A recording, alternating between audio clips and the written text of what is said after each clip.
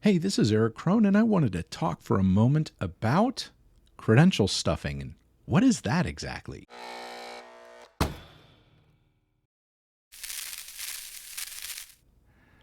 Well, credential stuffing is a very lucrative way or very easy way for attackers to take over accounts.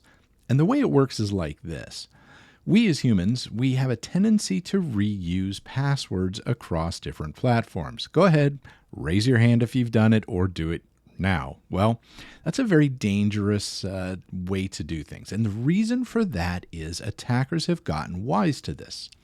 So what happens is some website out there that you may be using or don't even remember using ends up getting breached. Maybe it's a small website with not a lot of security or good practices there. And the attackers a lot of times will go after the usernames and passwords. Well, once they have those in their hands, they'll either sell them as lists on the dark web where other attackers can go ahead and pick these up, or they'll use it themselves. And what they'll do is they'll turn around and they'll try it on other websites.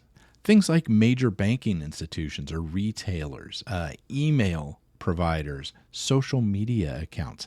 This is what they do. They turn around and they use those and they try to see, hey, can I log into this or not? So for those that don't actually do the hacking of the other sites, they can buy these lists for next to nothing and the software to get started on this for next to nothing, all on the dark web. It's very easy to do. So they plug in the list, and now this software turns around and does exactly that. It tries on all these different websites with the known username and passwords.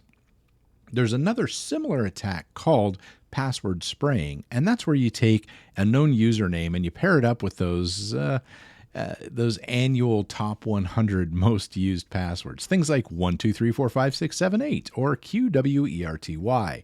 Things like that are simple, that are human nature to use. And that also is very lucrative for them, unfortunately. So like in the case of what happened with North Face, almost 200,000 accounts, 194,000 accounts were taken over through credential stuffing. Pretty much all, I'm sure, because of reused passwords. Now, there is one other thing that targeted criminals will do, and that is send phishing emails to people, especially high-value people or within organizations when they target a whole bunch at once, that will take you to a fake login screen. That fake login screen, you type in your username and password, it steals your username and password. So what do you do to help prevent this? Well, for one thing, don't reuse passwords. I'm a big fan of the different types of password managers that are out there, and there are quite a few. I find them very useful. And the other thing you can do is, wherever possible, enable multi-factor authentication or 2FA on accounts. And this includes your social media accounts. So wherever you can, enable that. But be aware that just because that's enabled doesn't mean the attackers can't get into the account. The number one most important thing you can do to protect these accounts is using a unique, secure password on each of them. And again, that's where password managers come in. They may be a little clunky to get used to, but I promise you, once you're using them a little bit and you get past that initial learning curve, they are not hard to do. It's actually very handy to have all of your passwords synced between your desktop, your laptop, your tablet, your phone. And these things a lot of times are cheap or free to use.